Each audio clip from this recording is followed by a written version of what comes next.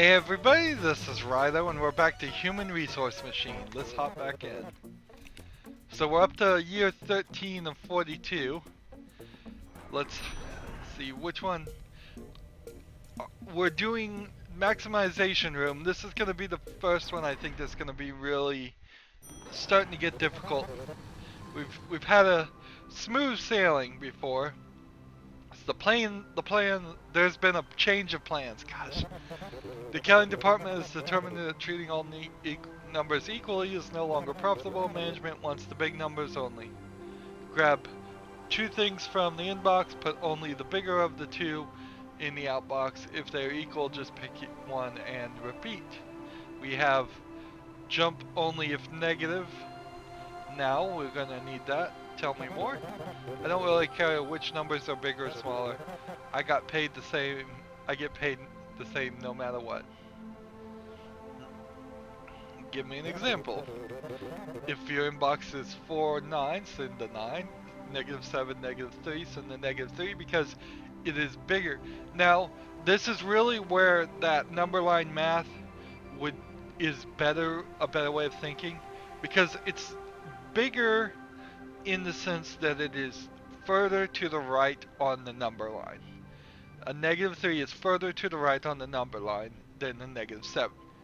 But in my mind, how I was trained math, 7 is bigger than 3, regardless of the negative and all. So I know -7 is actually smaller than -3, but the phrase bigger confuses that. Here we have 5 and 5, send the 5, doesn't matter, and 9 and 8, send the 9. Optimization challenges do this in 10 or fewer commands and 34 or fewer steps. So that's a good target also to see what we're going to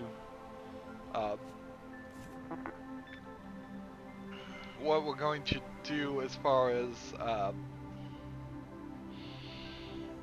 how much code we use. So if we started adding code and we're up to 20 lines of code, we probably know at that point that there's been a major flaw in our design in just general concept, and we need to figure out something different.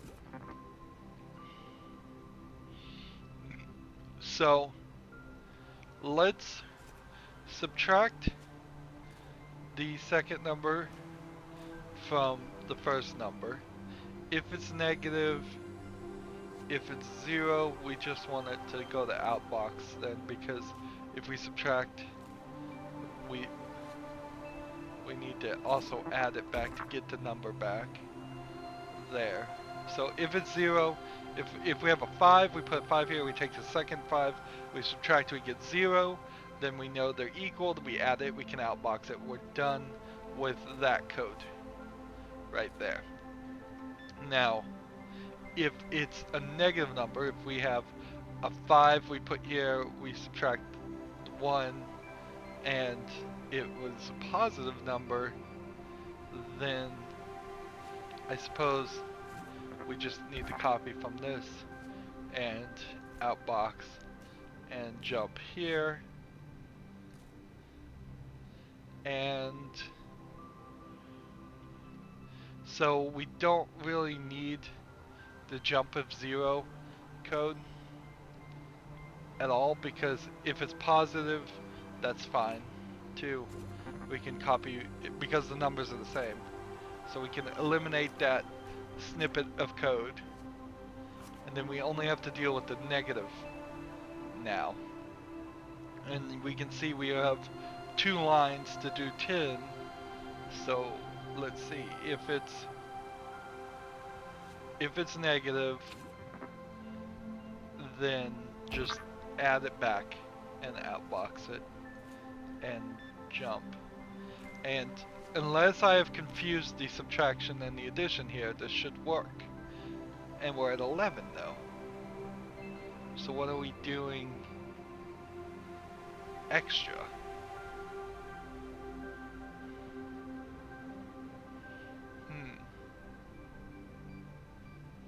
We could take this out and jump here and get it down to 10. That's a little bit of a manipulation there. Probably sort of bad code, but that does the same thing. It keeps this action away from this action when these two actions should, in my mind, be closer together. So I did get it backwards. Let's just switch these two around and try it again. So we got a 6 and a 6. That should get the number back and outbox it fine. And we're going to give a -6 to a -1. That will give us 5. So we know -1 is the bigger number, further to the right on the number line. We have a 3 and a 3. That's going to send it out. And then we have a 1 and a 7. That should give us -6, right? No, it gives us 6, so 7's bigger. There we go.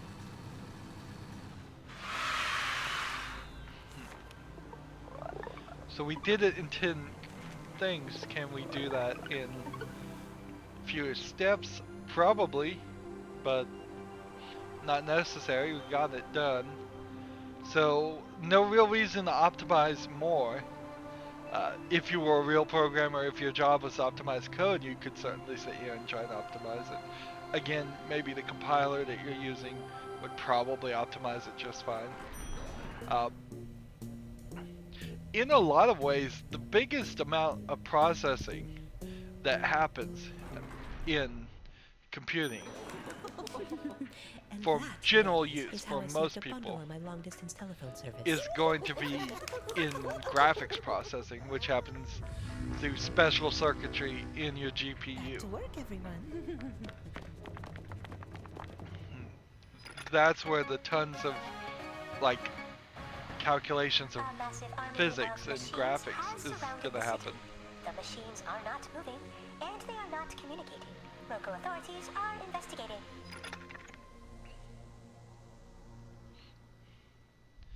So here's more of the story that doesn't really go anywhere. We're here just in this business, spending 42 years of our life eventually doing these things. Some small thought that perhaps the code we're writing here is causing the robots to come, but not really, because it doesn't make a lot of sense. So yeah, as basic programs, whether you do it one way or the other way is not going to immediately, significantly or noticeably slow down a program.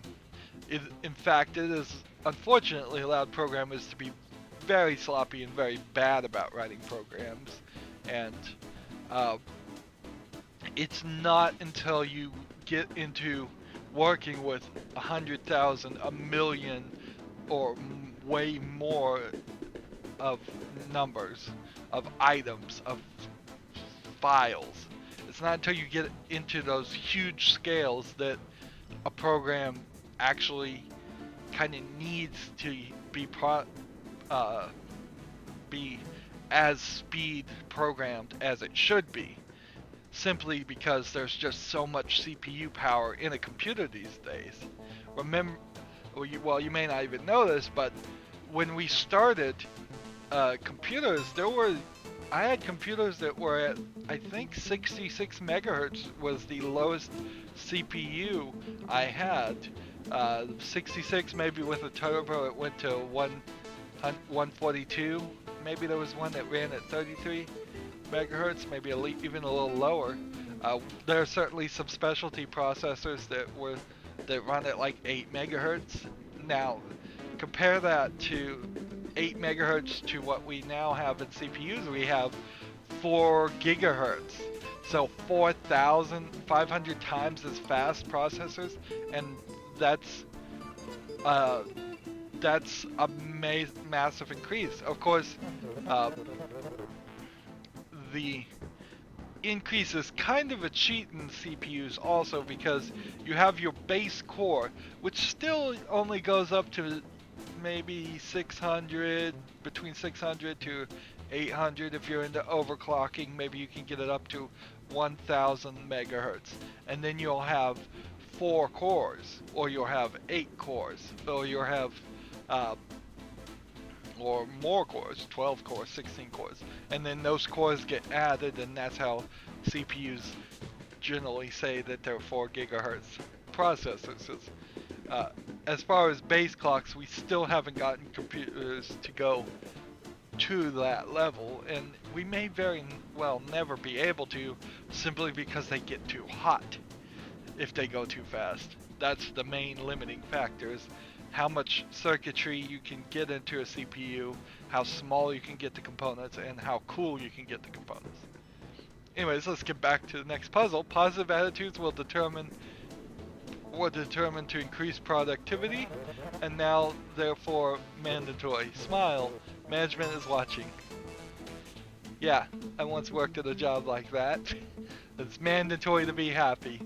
Yeah, that really increases things. What are we supposed to do? We're supposed to send each thing from the inbox to the outbox, but if the number is negative, first remove the negative sign. That's pretty easy to do. Tell me more. I would smile, but I don't have a mouth. I guess he doesn't have a mouth. Give me an example. If your inbox is 8, negative 4, so on and so on, send 8, positive 4, so on, so on, so on. What's our optimization challenge here? 8 or fewer commands, 36 or fewer steps. So, inbox, if it's not negative, just outbox and jump back to the beginning. That's all we have to do. So, 4 commands for that. Easy. If it is negative, however, we then need to copy it to this and subtract. Let's see, if you subtract a negative from a negative, you'll get 0. And then if you subtract a negative again, you'll get 0, right? Is that? Let's see. It subtracts from whatever you're currently holding, the contents of what you're holding from what you're currently holding, which would, I don't think.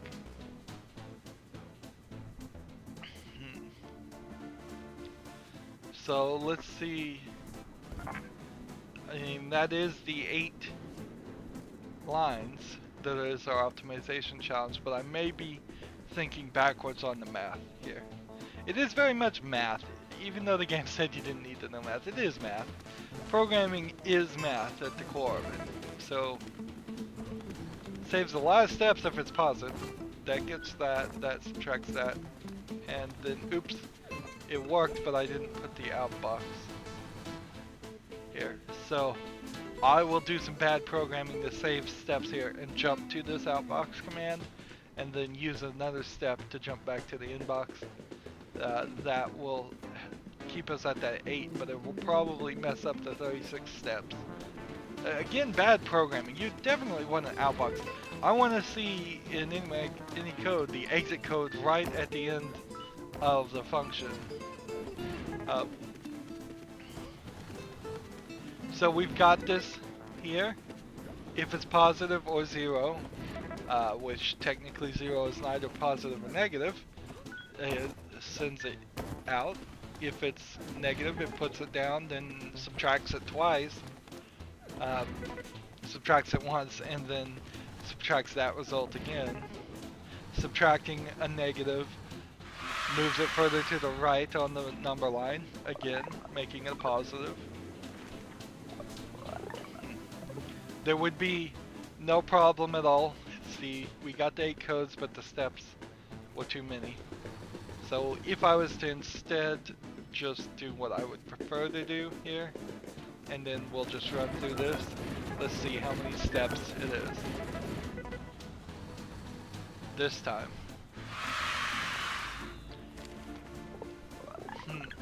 Honestly, I think there needs to be a fast forward button on this too. There we go. And I could certainly come back here and Could I do anything more? I could copy this code for every single input if I knew the number of inputs, which would be at least 7. So have this exact stuff except for the jumps here. This jump would instead go down here, and this jump would be eliminated.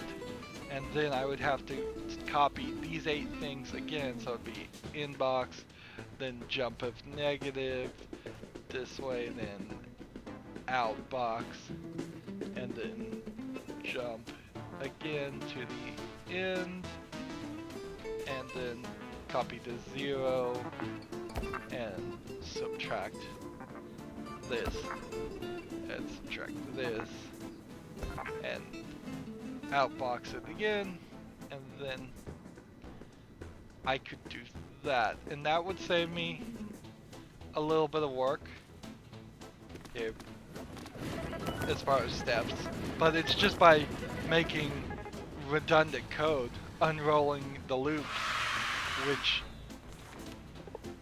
in real world programming you would never do. This is not, it shouldn't be a challenge. Not like that. It really shouldn't be a challenge, because there's no other way to speed up your programming. And still that took only 36 steps. If I continued doing this, it would eventually save me something, but not currently. And notice we've got just these 2 puzzles. This is weird. There certainly should have been more puzzles between this cutscene and this cutscene. I think what happens here is they started to realize that, oh, you can't go any much further for a lot of people. Yes, I've always felt most comfortable with nice, cold, logical decisions. Emotional decisions are for the weak. For each 2 things in the inbox, send a 0 to the outbox if they have the same sign, both positive or both negative. Send a 1 to the outbox if they have if their signs are different. Repeat until the inbox is empty. So this is Boolean values. Boolean is either a 0 or 1, a positive or a negative. Boolean in circuitry is sometimes plus a certain voltage or minus a certain voltage, whatever voltage you need the circuit to be in. And it is close to what binary is. Binary is a set of Boolean values, and it's the basics of most computer circuitry, until you start talking about quantum computers, and then everything gets thrown out the window there. So tell me more. Quantum computers not quite yet for prime time, ready for prime. This assignment is a basic Boolean logic operation. It's called XOR, or exclusive OR. Armed with this new information, you may research independently if you like.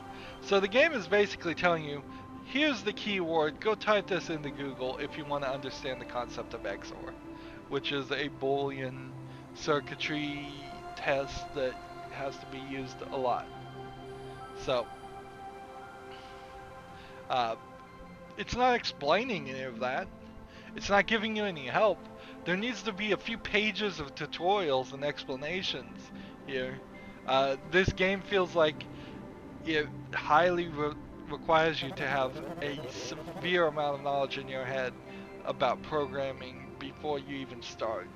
And then that makes this game not for an average gamer. It's kind of weird. It seems like it's a custom type game. It would be really hard to recommend this to somebody I just don't know their level of knowledge. And it would be terrible, in my opinion, to recommend this to somebody that wanted to learn programming. Because we just saw it said, we're not going to teach you, go look it up yourself. So here's the examples. If you have a positive 8 and a negative 6, you send a 1. If you have a positive 8 and a positive 2, you send a 0. If you have a negative 7 and a negative 1, you send a 0. If you have a negative 5 and a positive 3, you send a 1. So anytime it doesn't match, we do that. Now, how are we going to determine that?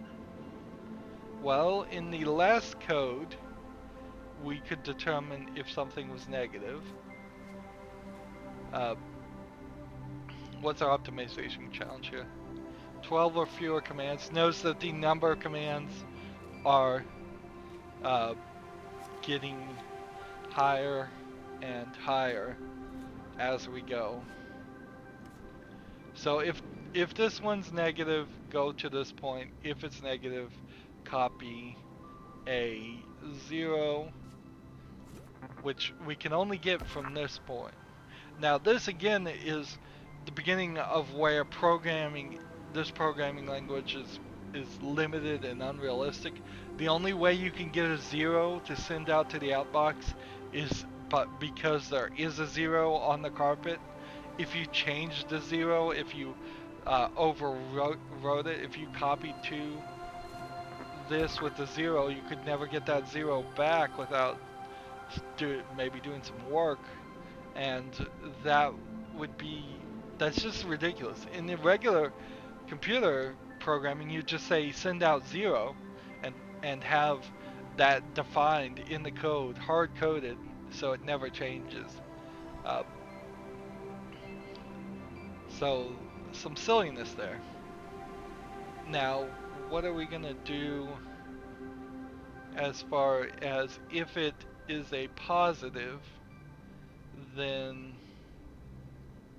we would need to inbox the second one, and then if it is negative, because we don't have a jump if 0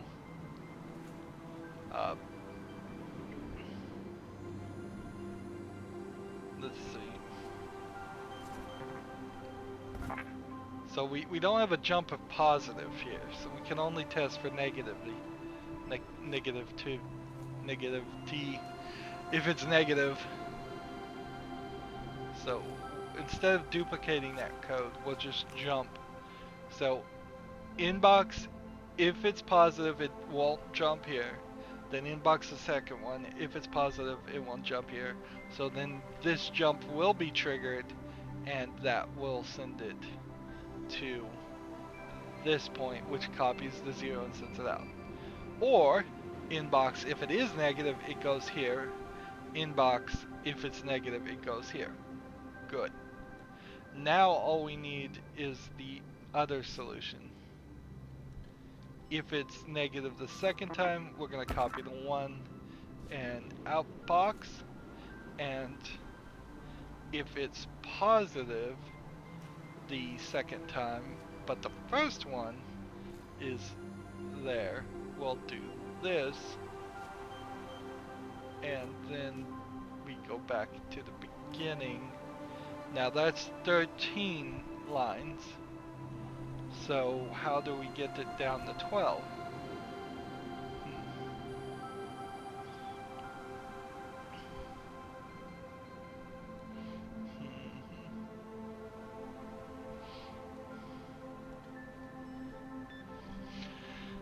We could get rid of 2 of these and then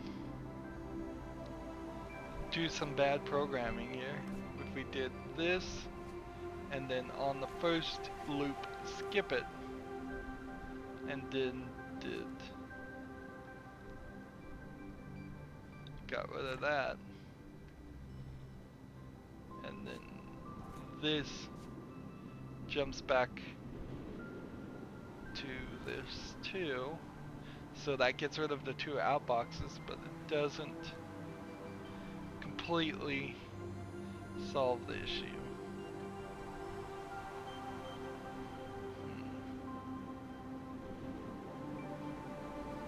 Because then I just added this outbox, this jump here.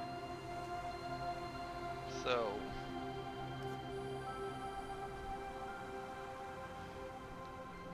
if we got rid of this and then jumped from here instead to here.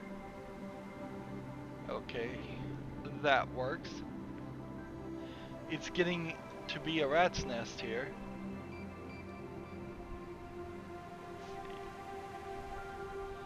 Inbox has to be there. Jump if negative has to be there. Inbox the second one. Jump if negative. Copy that. Inbox the second one if positive. Copy that.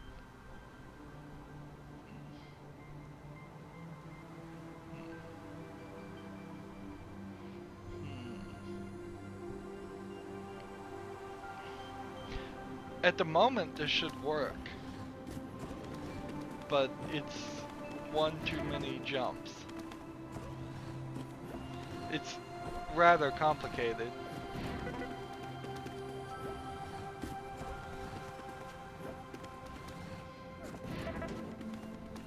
Is this working? I don't think this thing is working. It is working. It's working so efficiently, even I was doubting it. So 12 steps, 12 commands, and 32 steps. So how do we optimize this mess? Jump if negative, jump if negative, copy from an outbox, and then jump back to the beginning. Otherwise, this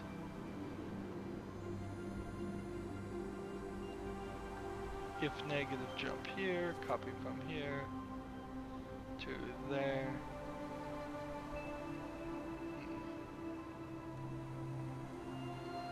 I suppose I could put this under this jump and then say if this jumps if negative, just go here.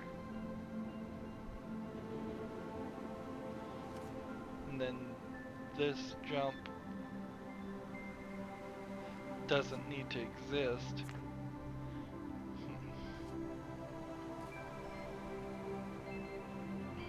That gets us down to 12.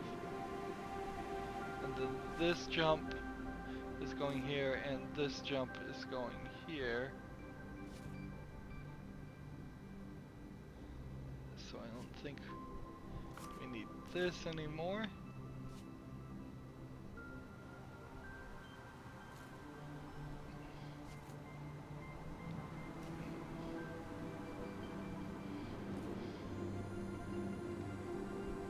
So, really, this is also a big issue with the programming. It's not, it's just moving around the jumps to improve. That's all I did there, is I just moved the commands into the right order, which is a big part of programming, but not the part that you can really learn from. It's not that you typed in the wrong phrase or function, or you typed in the wrong numbers that you're learning to correct for here. It's simply you just put the command in the wrong place. So it's a lot of drag and drop, which does not exist really in programming. Not most programming languages, at least. You don't drag and drop commands. That's kind of the problem with a lot of the things, mods, plugins.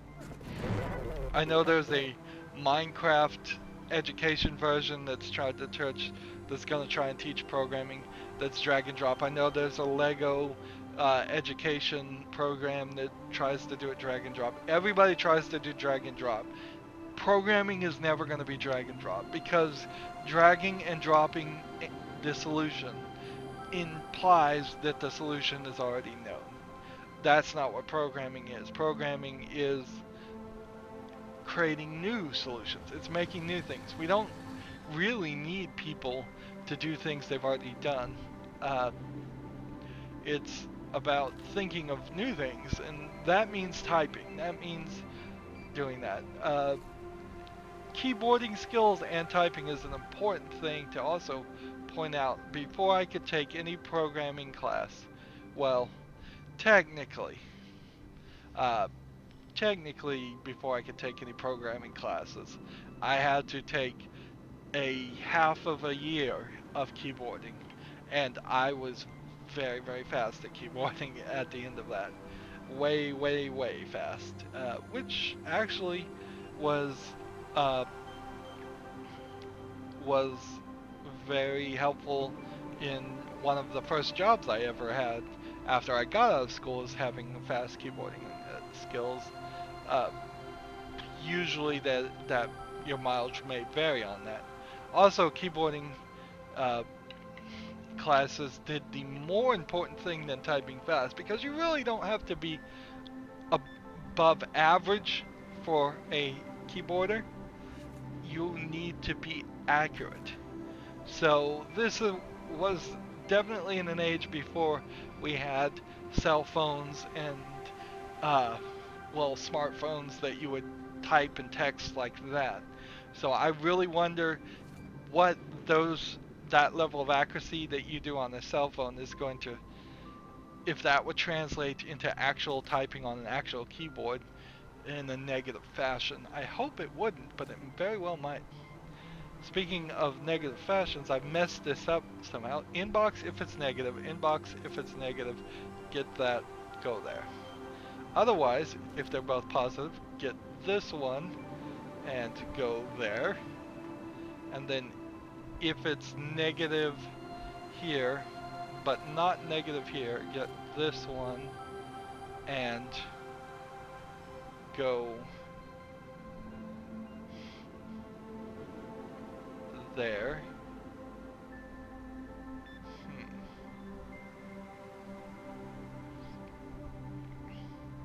I've done something wrong.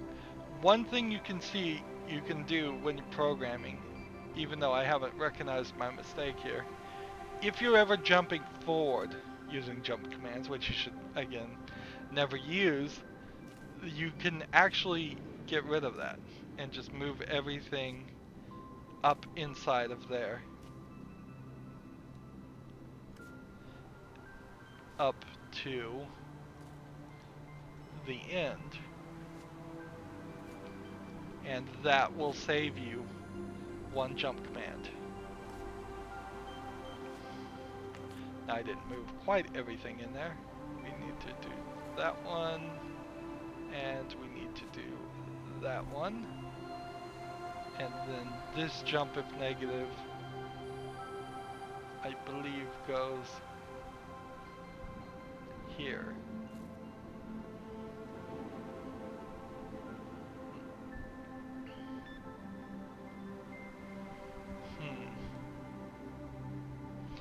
Not quite right. There, let's try this again. First inbox is here. Jump if negative goes to the second inbox.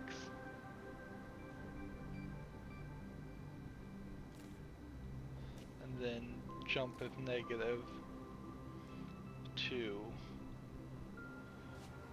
this point.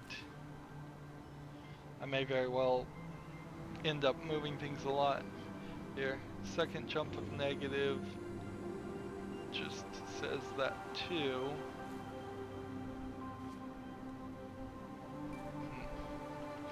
It's really a huge mess. So we have a 4 and a negative, that should be 0 and go to, right? No, it should be a 1. Interesting. So this is where we start getting complicated. First one's positive, second one's negative. That means we should actually get this and do that. And as soon as you make a change, you get new commands. So what happened there? We had a positive. So first one was positive, it doesn't jump. Second one was positive, was negative. So because the second one was negative, it should copy this. I've messed up this program and I'm a little early in the morning recording this, and my mind has not quite woken up.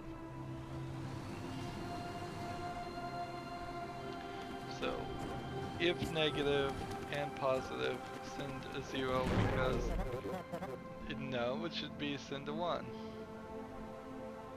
So first one's negative, jumps to this. Then this one is positive, which should be here.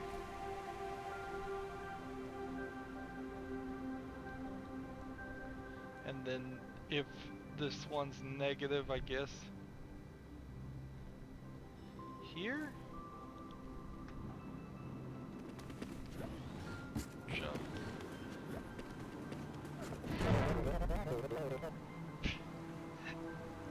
This is where it starts to happen. So the first one's positive, so we get the second one. Second one's negative. And it grabs the wrong one. So grab that one.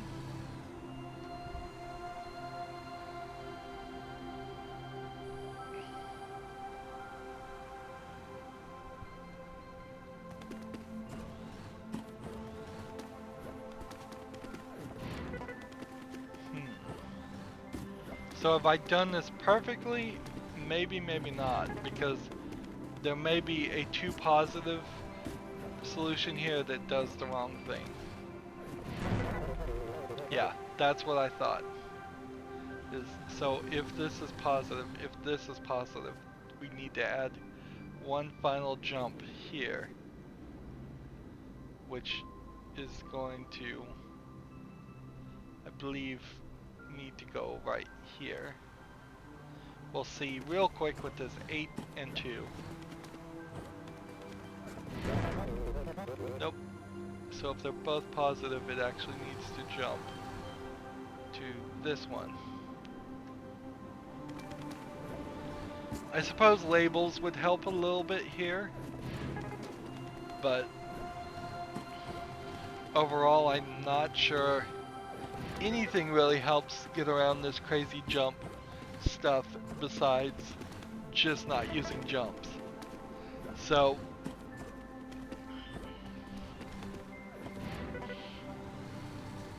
how I would do this in a regular programming language, well, would be considerably different. I'm not sure exactly what I'd do. It would be something more like inbox if negative.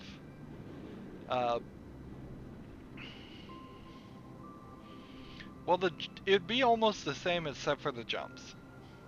I'd probably just write 4 lines of code. Inbox the first one, save it into a value, inbox the second one, save it into a value if necessary, test if both negative, test if both are positive, and then outbox the results. Well, actually, since it's just XOR, it'd probably be really easy. It'd just be inbox XOR inbox, which is probably, in most programming languages, a pretty basic command. So we did the optimization of 12 steps. Now we need to save 31 steps. How can we do this? Let's see. Jump if negative, inbox jump if negative. Here. We can just outbox to this like I would have done anyways and go here, and that should solve the problem and save us a couple steps.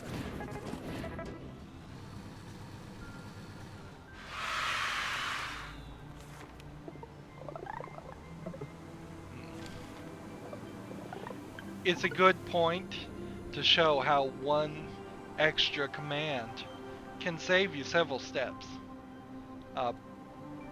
So you might try to write programs to do a balance between the two, but not really. Real programming would be about keeping your code as simple and short as possible. Least number of mistakes could possibly be typed in as long as your code is small. As soon as your code gets bigger, more opportunities for mistakes, which is a big part of programming, is just stopping yourself from making mistakes. So we had employee morale insertion, now we have sabbatical beach paradise. Year 18. How many people worked for 18 years and got a beach vacation out of it? I bet not as many as deserved it.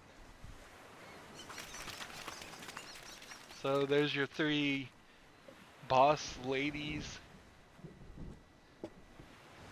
at this beach drinking coffee or some drink, looking at the beach. I mean, like, that's nothing. That's an uh, unfinished cutscene. There's like nothing that happens. I guess in some text you could assume that this might be a comment on what your life would be like as a programmer. Nothing is really going to happen.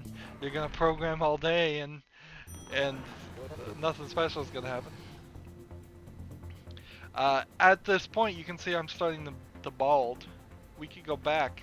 Let's go back to 17 and see if I still have full head of hair. Yeah.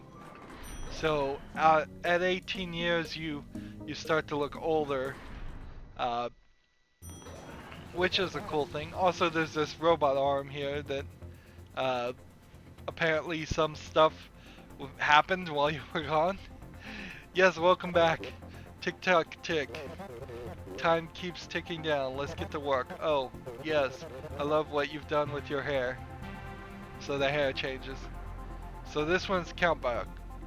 For each number in the inbox, send that number to the outbox, followed by all the numbers down to or up to 0. It's a countdown. You got a new command. They add 1 or subtract 1 from the item on the floor. The result is given back to you for your convenience, also written back to the floor. Bump. So this bump command is not particularly something you would have by default in a programming language. You could certainly type in +1 or -1. But to have a specific command that bumps or increments. Now, I guess there is an increment and decrement command, but I've never heard anybody call it bump.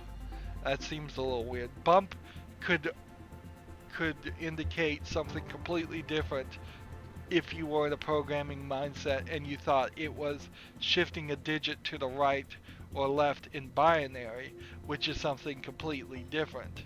That's incrementing a number by the power of 2. If you shift it to the right, shift a bit to the right, shift it to the left, that's a very complicated thing that we don't ever really do as a program in this game, and it would have been a good puzzle to but I'm not sure this language could handle it.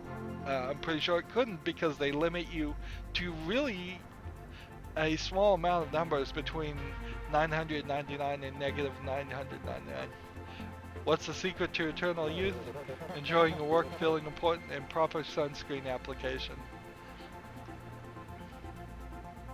So,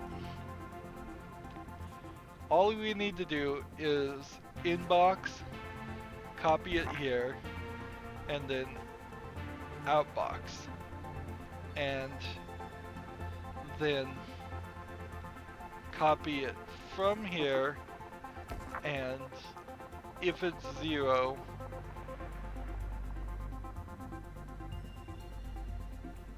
let's see, get out of this loop. Otherwise, we're going to bump it, and let's see. We have to make some accommodations here for negative numbers. How many commands do we have?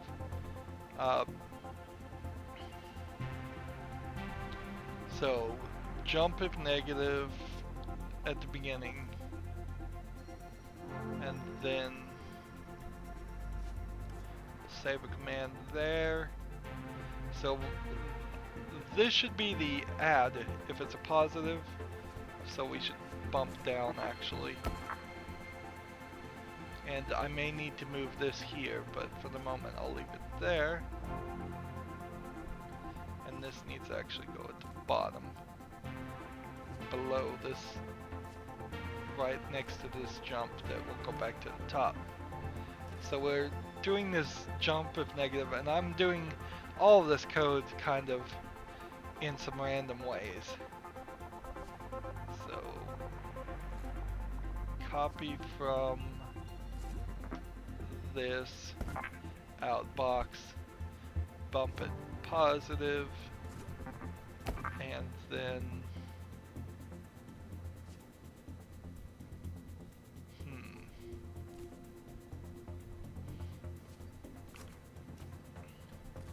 jump of 0 again to out of the loop, and otherwise go through the loop.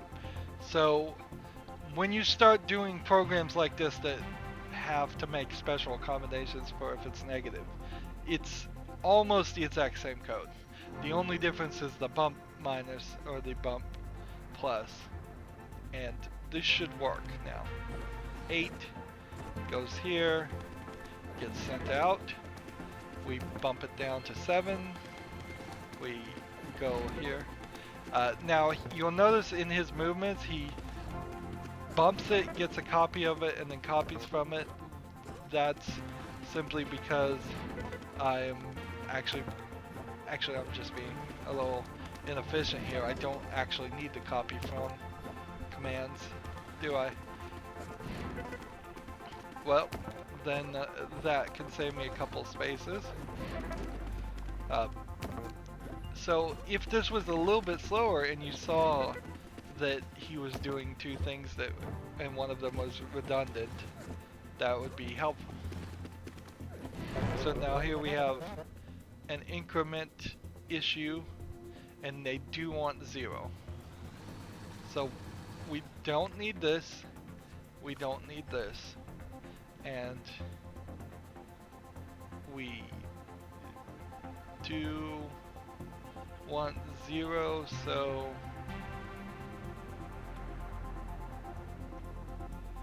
if this is 0, go here. If this is 0, go here. Because we need to move that around a little bit. And how many commands could we do this in? 10. So duplicating this is probably not how necessary. I could probably just move this like this and say if it's negative, add. If it's not negative, subtract.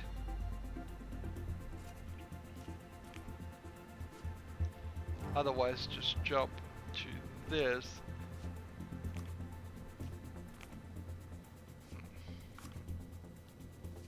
Because it will always stay negative. So that gets us down to 9 things. We just now need to stop at 0.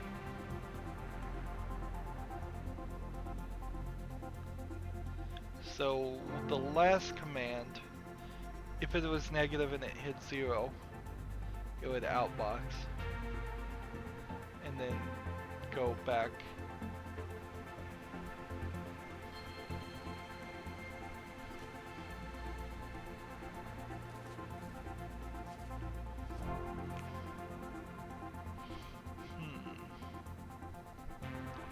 How can we, like, this command here loops this around and can continue to manipulate this.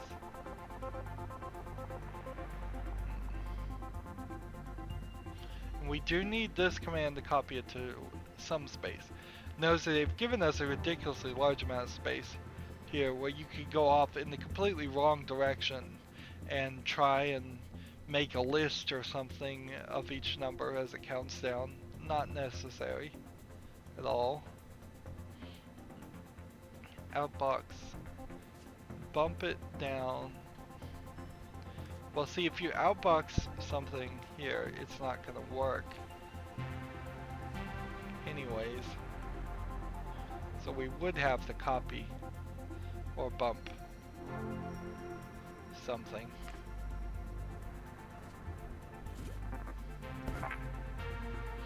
We would need that copy from, and then say if it's negative, bump it up, otherwise bump down. This jump here just goes back to that point. Otherwise that jump there goes back to that point.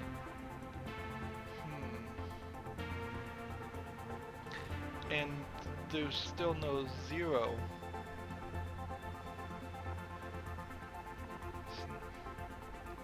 We could certainly jump if negative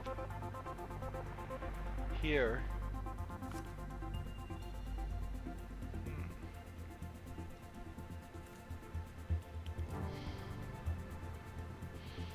Interesting. Interesting. Does this code work as it is? No, because it will just go forever.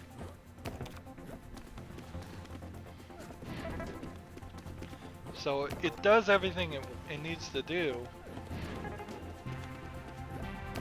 We could get to the point where if it was negative, jump here and bump it up to 0. And then after it bumped it up, like right here, if that was, let's see. So if we had this and said, every time this is negative, go here. And then if this hits 0, go here. That should work. And then that should eliminate the need for that too. But I'm still one code too high. There might be a trick here that I'm not seeing. So we have 2. We bump it to negative. We bump it down 1, it's still a positive. We bump it down 1 again, it's still a positive because it's 0. Well, it's just not a negative. Now it goes to negative, it bumps it up. If it's 0, it sends out that 0. So, in that case, it didn't actually need that. So, maybe this 3 lines here are unnecessary. Let's get rid of them, at least for a temporary moment. Now, if the number is positive though, this shouldn't actually go there, it should go here, I think. So let's speed it up. We are pretty sure the positive number will work.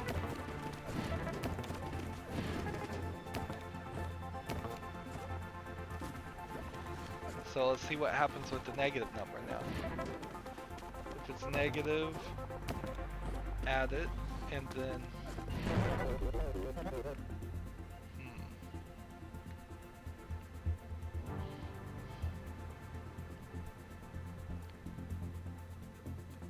so if it's negative, bump it up. If it's 0, jump works, but then I need to manipulate the number again in a very strange fashion. So it's like, if normally you'd write code to this to say like, well, if the number that you have -1 equals 0, do this, otherwise subtract it.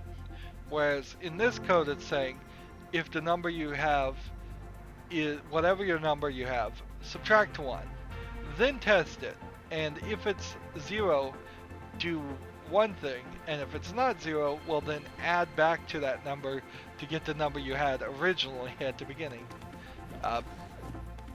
Which, again, terrible programming. This is not teaching good programming skills, it's teaching manipulation skills to work around a bad language, uh, a limited language, which in the early days of programming is certainly a case, and in a lot of specialized cases it's the case, but for basic introductory learning of programming, that's not what you should do. Actually, I think I need to go the other direction there, don't I? I need to bump it up one. So we'll skip through the 9 sequence because we know that will work. I'm down to 10 lines of code, but now I'm doing tricks to get to that 10 lines of code that I wouldn't normally program towards. And in basic, in almost every programming language, you could add 2. Instead of just bump up 1 and bump up 1 again. So the question will become, will we hit 0 at this level? Will the negative number output to 0? Also, you could certainly save some steps if we get a 0, so 1 extra jump of 0 to the outbox and just be done with it would save multiple steps here. One, like, let's see, 1, 2, 3, 4, 5, 6, 7, 8 maybe. 8 steps could be just eliminated simply by having a 0.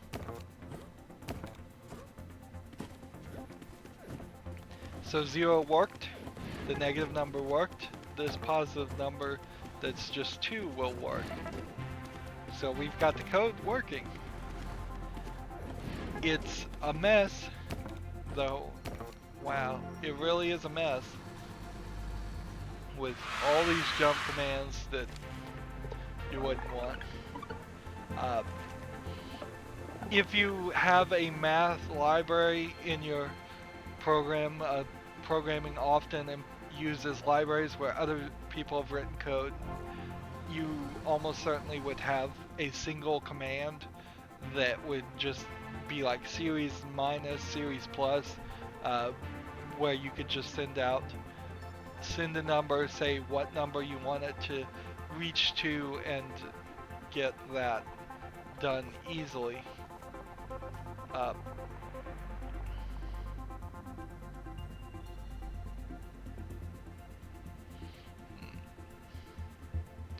So if I just do jump of 0 outbox and then jump back to the beginning, that would save me some steps, because we did that in 114 steps and we want to do it in 82. So let's just put that single exception in there and see what happens.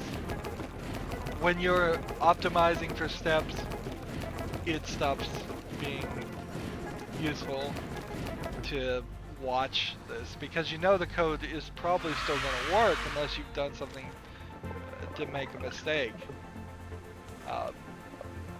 So will this get me down to 82? No, it only got me down to 114. So what else can we do? Well, we can also say, if this is negative, bump to this point, not that point, this point. And so I'm going to put a 0 label here to remember what this section is for, and then I can go ahead and put a negative number sign here to remember what this is for. So if it's negative, copy it to 2, this, bump it upwards until 0, then jump out, otherwise outbox it, and jump here, like that. And then when it is 0, it will just come out here and outbox the 0 there. So now I just need to clean up this code, which is the positive, outbox it, bump minus if it's 0, jump down to 0 again, to outbox that 0, otherwise go back. Otherwise, outbox it and then go back. That means this code's not necessary anymore, that code's not necessary, and that code's not necessary, and that code's not necessary. That's 15 commands. Let's play it. Make sure it runs. Nope. What did I do wrong? I had 8. I outboxed 8.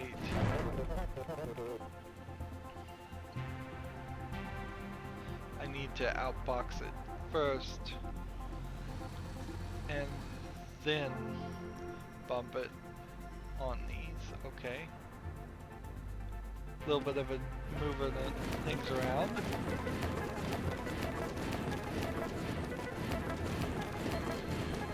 So you notice how the pointer's not going around in great jumps from top to bottom,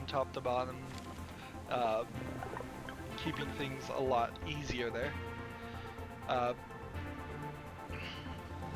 This code potentially a little bit cleaner, a little bit easier to understand than what I had written for compact code. So it's possible you would write your program like this just so you can keep your mind around it, but that's not the best way to do it, because it's so easy to change something, to drag something out of the way, to type the wrong thing, and then not recognize or realize while testing your program, because most programming languages don't have a tester here that's going to throw a bunch of perfectly calculated examples into it to make sure the program always works. Having these examples is a major part of what makes this type of programming testable.